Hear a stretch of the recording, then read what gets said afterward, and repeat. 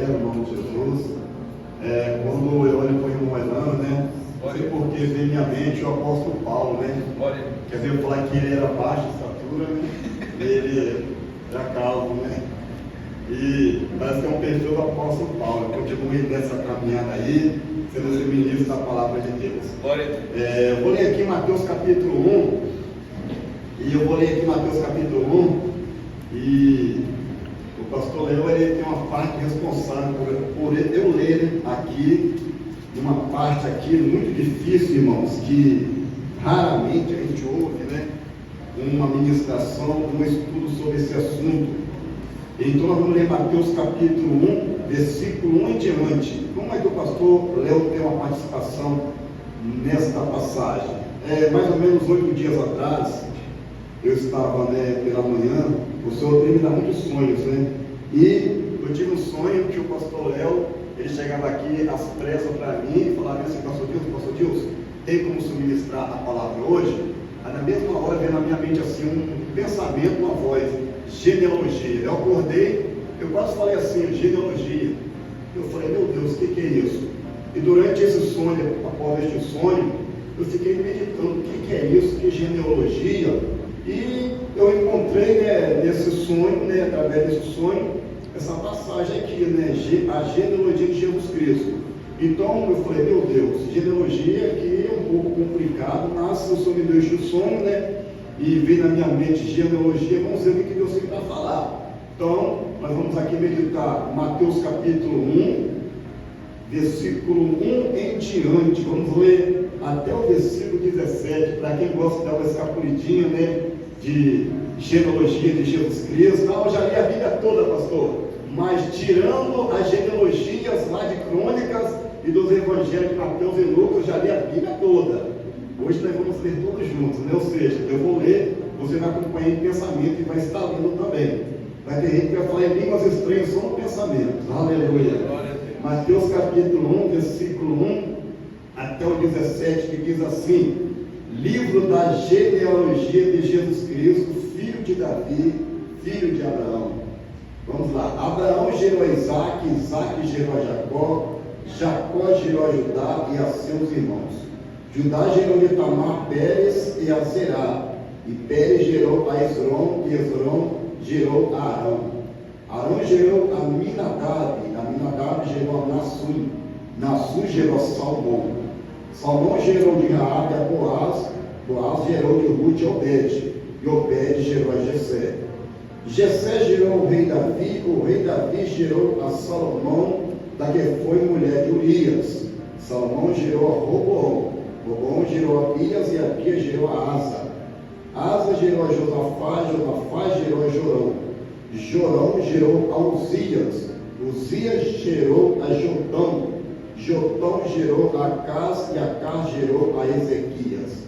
Ezequias gerou a Manassés, e Manassés gerou a Amon, e Amon gerou a Josias. Josias gerou a Jeconias e a seus irmãos no tempo do exílio na Babilônia.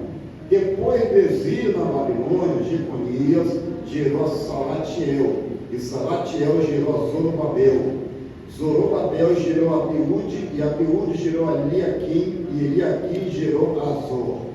Azor gerou a Sadoc, Sadoc gerou a Aquim, Aquim gerou a Eliúde, Eliúde gerou a Eleazar, Eleazar gerou a Matã, Matã gerou a Jacó, Jacó gerou a José, marido de Maria, da qual nasceu Jesus Cristo, Jesus que se chama o Cristo, de sorte que a soma das gerações de Abraão até Davi foi 14, de Davi até o exílio na Babilônia, 14, do exílio na Babilônia até Cristo, 14, somente até ele, e até o nó da garganta, na língua, né? Podemos assentar no nome de Jesus. Irmãos, eu quero trazer aqui uma palavra assim, mais técnica, né?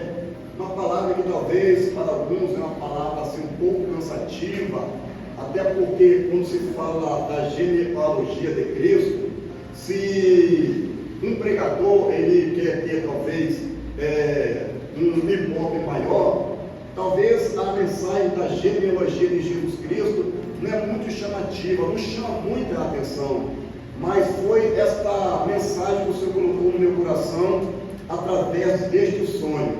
Então, muitas vezes, quando nós olhamos a genealogia de Jesus, nós achamos que não tem nenhum significado, não tem nenhuma importância, e talvez alguns pensamentos possam estar até indagando assim, mas o que a genealogia de Jesus tem a ver conosco na atualidade, tem a ver com a igreja, que nós podemos tirar aproveitamento através dessa passagem cheia de nomes complicados que o pastor acabou de ler. Irmãos, eu acredito que toda a palavra de Deus, de Gênesis a Apocalipse, ela tem substâncias, nutrientes espirituais para nos dar crescimento espiritual. E eu não sei até onde Deus quer ou quer nos levar através desta palavra, mas uma coisa eu tenho certeza: aquele que fez parte da genealogia, que é o maior homem que pisou nesta terra, ele nasceu para te dar vida e vida com abundância. Ele está aqui nesta noite de hoje. Então a genealogia vai falar de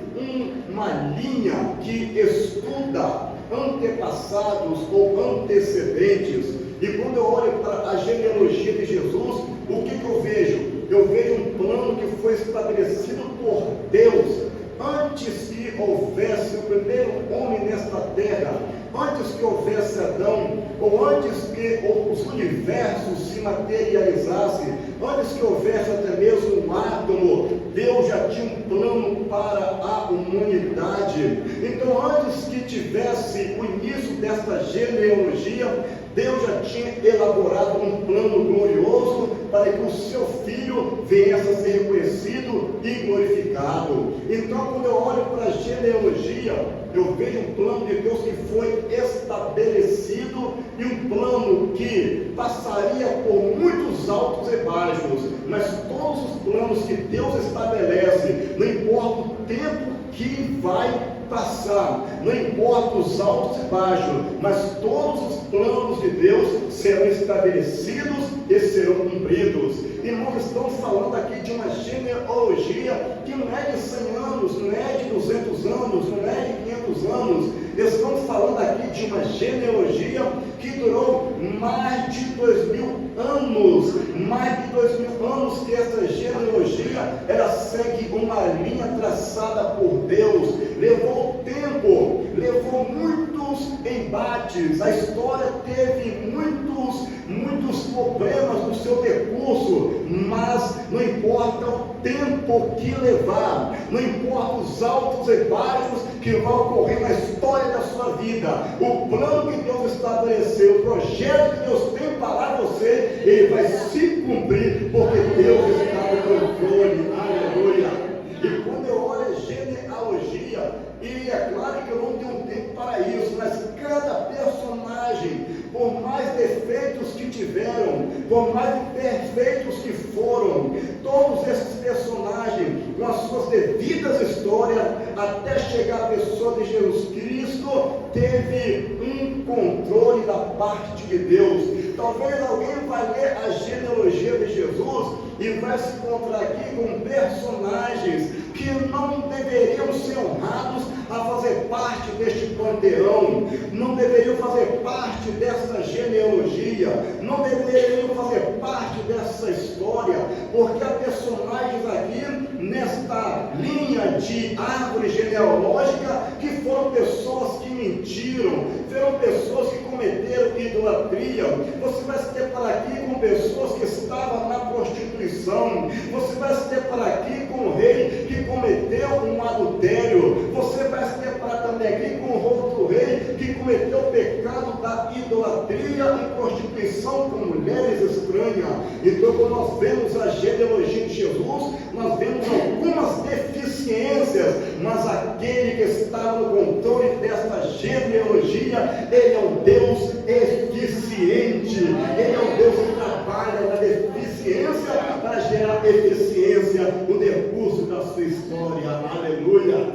Então a genealogia de Cristo vai estudar os antepassados, vai estudar aquelas pessoas, que vieram antes de Jesus. E eu volto a repetir, mas o que a genealogia de Jesus tem a ver conosco? Talvez para nós a genealogia passa despercebido, mas para o povo judeu, falar sobre a genealogia é falar de uma corrente sanguínea que corre nas veias do povo judeu. Até porque uma das primeiras coisas que uma criança judia, quando ela aprende a falar, eu estive lá em Londres com um pastor brasileiro que conhecia muitos judeus ortodoxos naquela vila onde nós estávamos. Ele me passava algumas coisas dos judeus e das crianças, e como uma criança ela começa a aprender a falar, uma das primeiras coisas que os pais ensinam é a Torá, é a lei dos 10 mandamentos, e uma coisa que os pais ensinam para a criança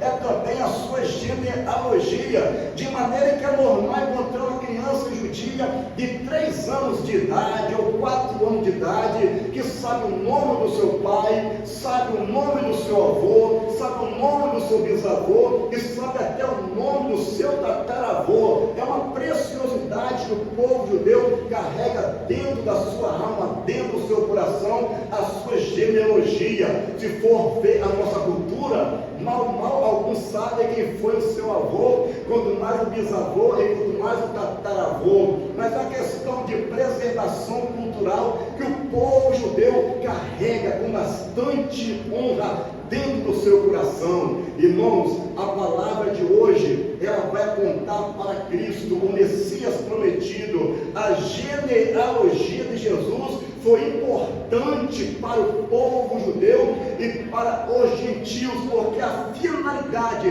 da genealogia é apontar para o Cristo, o Salvador, que está presente aqui nesta noite.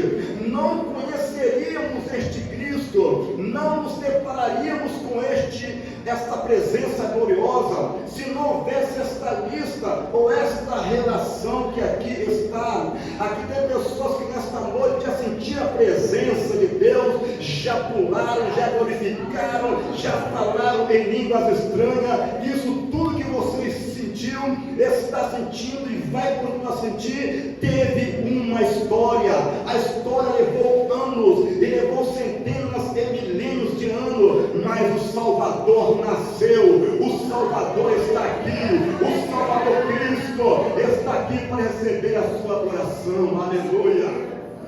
Além de Mateus, Lucas também foi um dos evangelistas que fez menção da genealogia de Cristo. Marcos e João não o fizeram. E durante as minhas mentalizações após este sonho, eu fiquei pensando assim na cama: mas como é que eu vou transmitir esta palavra? Porque somente Mateus e Lucas falaram sobre a genealogia de Jesus. O que eu vou falar de Marcos e de João? Eu vou falar que Marcos e João foram negligentes por não terem feito esse registro. O que eu vou falar de Marcos e João, que não se preocuparam, se esqueceram, ou talvez não valorizaram a genealogia de Jesus? Eu deixei Marcos e João para trás. Depois o Senhor vai me revelar, Senhor, o que eu posso transmitir sobre Marcos e João. A minha mentalização agora é focar em Mateus e Lucas. Então eu entendi por que Mateus e Lucas, eles fizeram questão de registrar a genealogia de Jesus Cristo. Aleluia! Sabe por quê? Porque eu volto a repetir, pastor Léo, o interesse e a visão de Mateus e de Lucas era, através da genealogia, provar para os judeus e provar para os gentios também que Cristo, que Jesus Cristo, ele era o Messias enviado por Deus. Eles precisavam ter alguma prova de letra, porque o povo judeu, assim como o povo romano, ou por que não dizer, boa parte do povo europeu daquela época, se baseia muito em história. Eles valorizam muito a história, até porque as maiores bibliotecas estão justamente na Europa, lá na Grécia é uma delas. Então o povo europeu na época se baseava muito em história. Então Mateus, ele quer provar para os judeus e provar para os gentios, assim como para os romanos, que através dessa genealogia, poderia ser provado que o filho do seu Zé, o carpinteiro, ele tinha sido enviado para fazer uma mudança na história. Aleluia! E por isso Mateus, ele faz esta genealogia.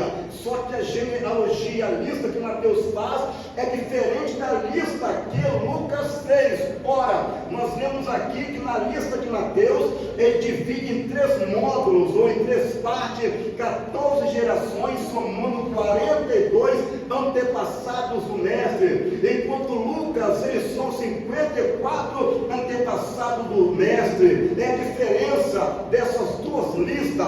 A outra diferença de Mateus e de Lucas é que Mateus, ele faz uma genealogia chamada genealogia de descendente, ou seja, ele começa de Abraão até Jesus, ele começa lá de trás para frente, enquanto Lucas, ele faz uma genealogia ascendente, ele começa lá da frente, ou seja, de Jesus, e volta até Adão. Mas por que Mateus, ele faz esta lista?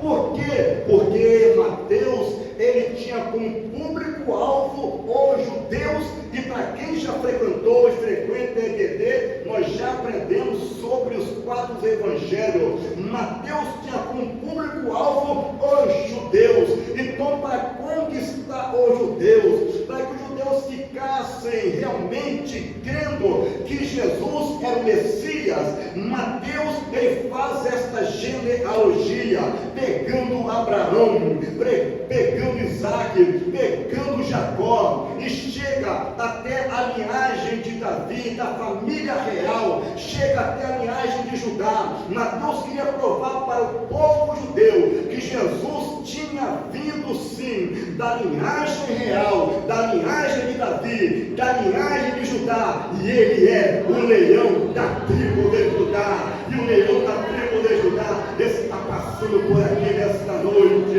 Sinta a presença dele neste lugar. Aleluia!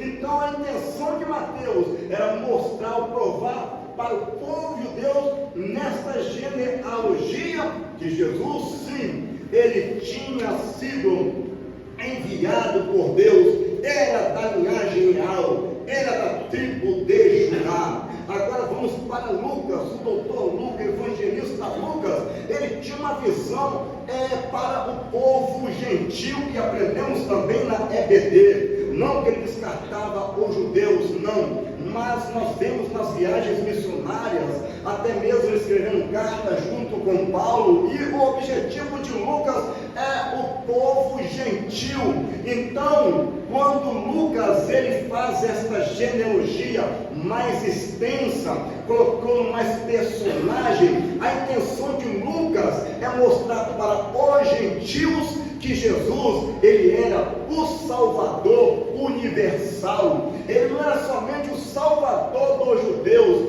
ele era o Salvador universal, a todas as raças, a todas as etnias. Eu quero dizer nesta noite que a porta do céu está aberta, e não é somente para o povo judeu, é para todas as raças, é para brasileiros, é para africanos, é para toda raça, porque lá no céu não vai existir raça e nem etnia, só vai existir os lavados e redimidos pelo sangue do Cordeiro. Aleluia!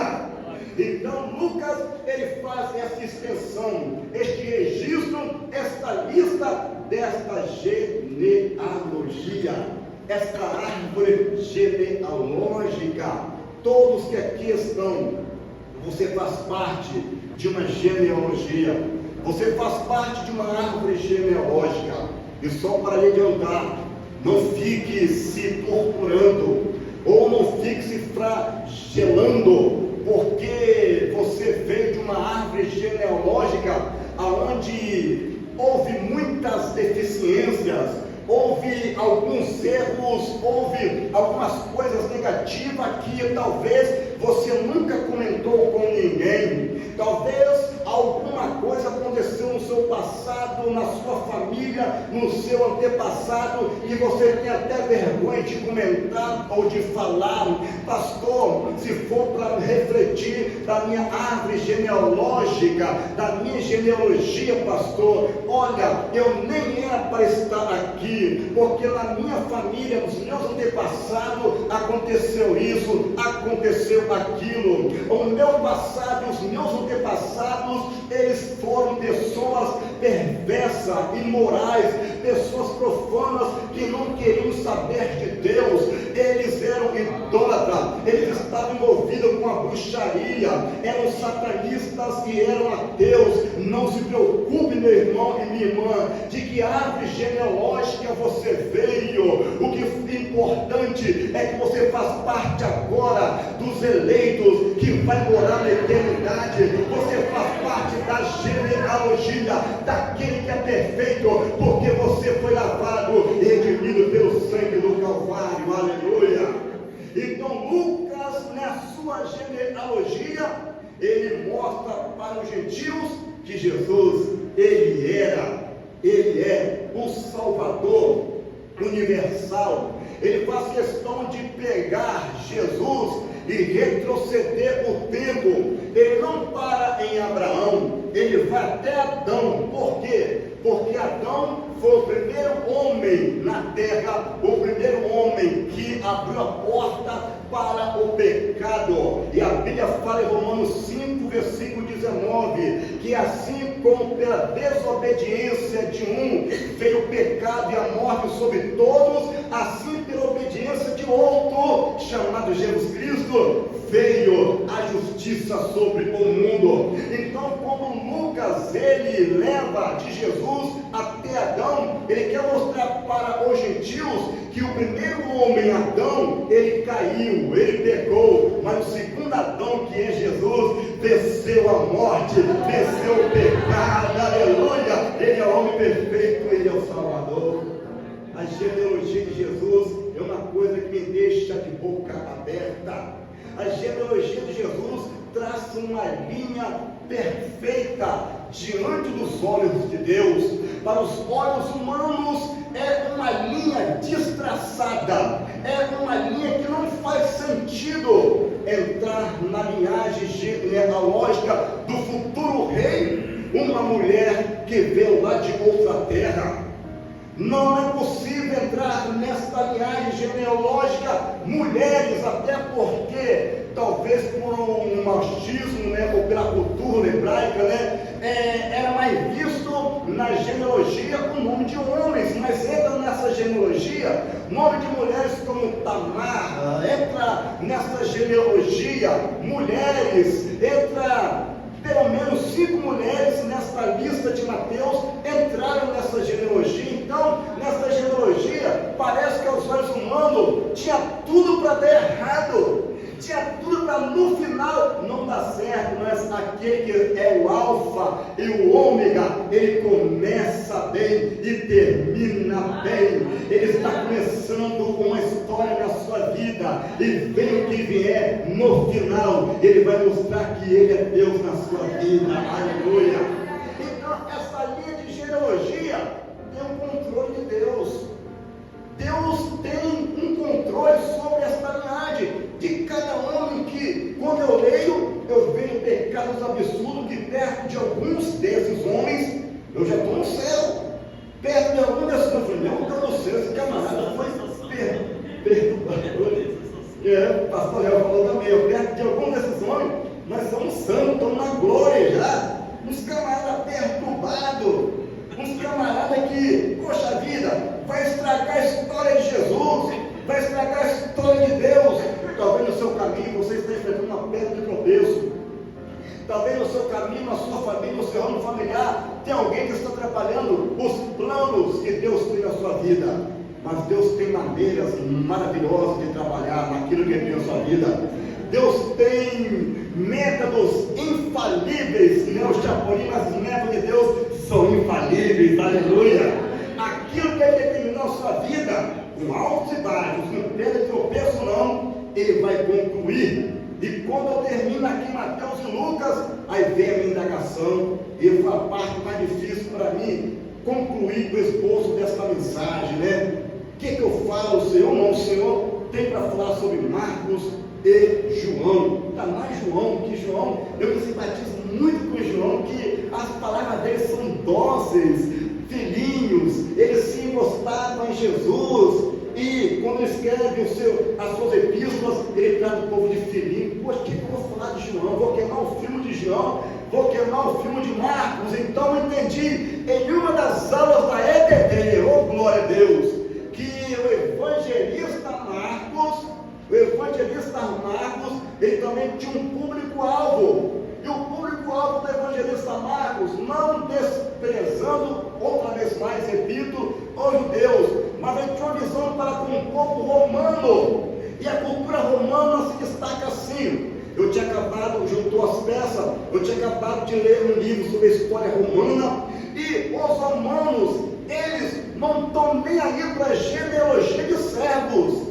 Os romanos, eles não ligam para o servo que eles têm como um escravo, eles não ligam, não querem saber de onde ele veio, quem foi o pai, quem foi o avô, eles não estão preocupados com a genealogia de um servo, eles estão preocupados com o que um servo ele é capaz de fazer. Aí eu peguei um versículo de Marcos, capítulo 10, versículo 45, como Jesus disse assim, que o Filho do Homem não veio para servir, mas o Filho do Homem veio para...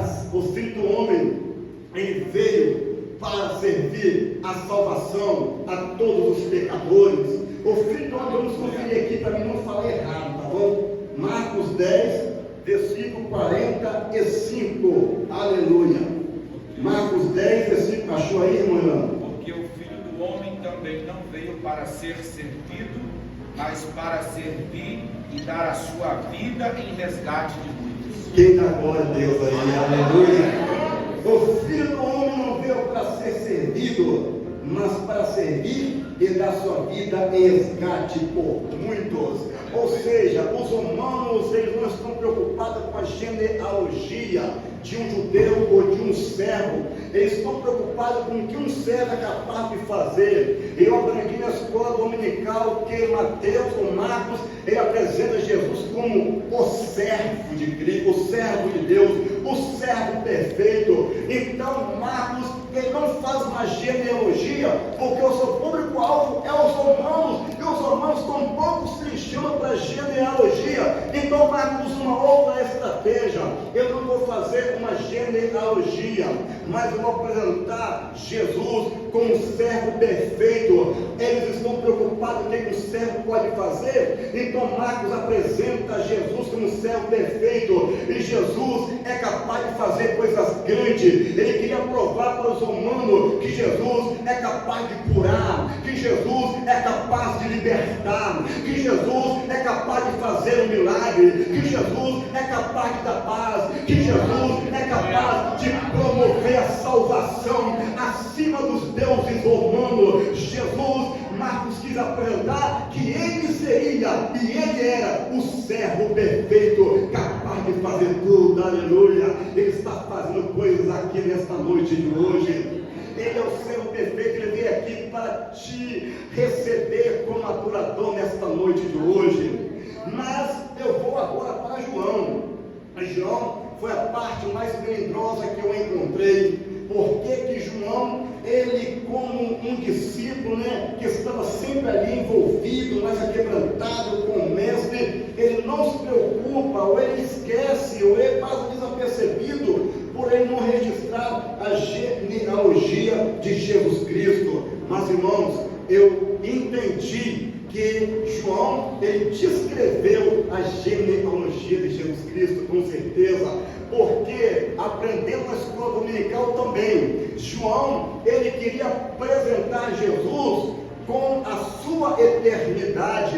Ele não queria apresentar Jesus somente como um homem ou somente como um carne. A intenção, a visão, o apontamento de João era mostrar que Cristo, ele também é eterno, que Cristo também é Deus. Ah, pastor, mas Mateus faz uma genealogia genealogia, Lucas faz uma genealogia, tá bom, nós descobrimos Marcos que não fez, porque ele tinha outro método, mas e João? Por que João não faz uma genealogia, não fez uma genealogia? E eu descobri, alguns dias atrás, que aqui está a genealogia de João. No princípio era o Verbo, e o Verbo estava com Deus, e o Verbo era Deus. Ele estava no princípio com Deus, e todas as coisas foram feitas por meio dele, e sem ele nada do que foi feito se fez. Nele estava a vida, e a vida era a luz dos homens. Segura agora, e a luz resplandece nas trevas, e as trevas não prevaleceram sobre ela. Você está dentro da luz daquele que é eterno nesta noite. Você está dentro da luz da glória daquele que é eterno aqui nesta noite. A genealogia, João fez sim. Nós é que estivemos cegos para a genealogia que João escreveu. Versículo 11, ele continua: veio para o que era o seu, mas os seus não receberam, mas a todos que o receberam, aqueles que creem no seu nome, deu-lhes o poder de serem feitos filhos de Deus. Filhos não do sangue, nem da vontade da carne, e nem da vontade do homem, mas de Deus. E o Verbo se fez carne e habitou no meio de nós, e vimos a sua glória, a glória do unigênito do Pai. Ele está aqui nesta noite, ele é eterno. Sinta a presença dele, aleluia! Oh glória! Glória a Deus! Sharai turbi fez crecha. Aleluia! Aleluia! Que genealogia profunda! Esta genealogia de João é como se João estivesse falando assim, tá bom? Olha, brincadeira à parte, como diz o nosso evangelista Elano. Olha Mateus, olha Lucas, vocês fizeram uma genealogia, parabéns, tá bom? Essa genealogia é boa, mas eu tenho uma genealogia também que vai impactar não somente os judeus, mas os gentios. A igreja, a DIV de Soteco, no princípio era o Verbo, e o Verbo estava com Deus. João foi mais profundo. João foi antes dos universos serem criados. João foi antes do átomo. João foi antes de qualquer materialização neste mundo que conhecemos como matéria. Ele foi lá na eternidade. Ele diz que ele estava no princípio com Deus. Meus irmãos, ele se fez carne, mas ele é Deus. Ele venceu a morte, ele venceu o inferno. Ele está agora sentado no trono. Um dia a igreja vai vê-lo e vai adorá-lo face a face. O Verbo que se fez carne, mas ressuscitou. Aleluia! Irmãos, que história é a genealogia de Jesus.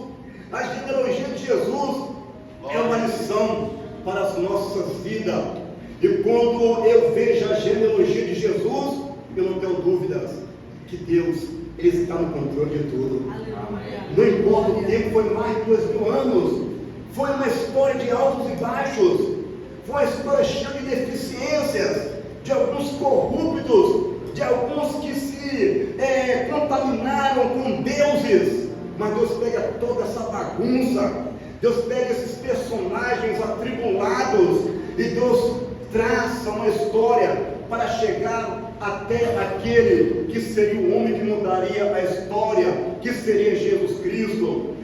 O Senhor me deu esta palavra, e eu falei, Senhor, não vai dar para concluir toda a mensagem, porque eu poderia aqui nesta noite falar sobre pessoas que estão aqui, que vocês talvez sofrem com traumas, com sequelas psicológicas, porque talvez na sua vida, ou você contemplou no passado da sua família, momentos que machucou o teu coração, machucou a tua alma. Eu às vezes lido com pessoas, chamadas clientes, que às vezes ele tem que ser como um psicólogo no nosso local de trabalho, clientes reclamando disso e daquilo, problemas de aborto, problemas de pedofilia, de abuso de criança, e fala, irmão, como é que eu me comporto numa situação dessa? Como é que eu faço? Porque eu estou guardando este segredo, as 7 chaves, eu não tenho coragem de contar nem para o meu pai de problema que eu já passei no passado. São pessoas que estão feridas, porque no seu ramo, na sua árvore genealógica aconteceu coisas que machucaram o seu coração, e há pessoas que muitas vezes estão até na igreja e carregam este fardo, este espírito que machuca o seu coração, por mais que frequentem os cultos, não conseguem muitas vezes se libertar ou se livrar desta dor que tem machucado o teu coração. E também você fala assim: olha, tem tudo para dar errado na minha vida, porque se for ver a minha árvore genealógica, não, tudo deu errado lá atrás, e tudo indica que vai dar errado até o fim da minha vida. Não funciona assim não significa que porque o avô, ou o tataravô, ou o bisavô, ou o pai nasceu na bruxaria e morreu na bruxaria, que você vai morrer na bruxaria. Não significa porque alguém da sua família lá atrás foi um criminoso, matou, roubou, foi para a cadeia, foi assassinado, que vai acontecer isso na sua geração. Não significa que aquilo que aconteceu na sua árvore genealógica, no seu passado lá atrás, que tem que se repetir na sua vida. Não, isso aí não vai se cumprir, porque Deus está na sua árvore genealógica chamada agora é outra história. O que conta é daqui para frente, o que conta é o seu propósito que você fez com Deus. Deixa Deus tomar conta da sua vida, porque não vai terminar do jeito que terminou com seus antepassados. Aleluia. Com Jesus foi diferente. Alguém poderia dizer assim: rapaz, eu já vi o que vai dar essa genealogia. Um cometeu idolatria, Salomão.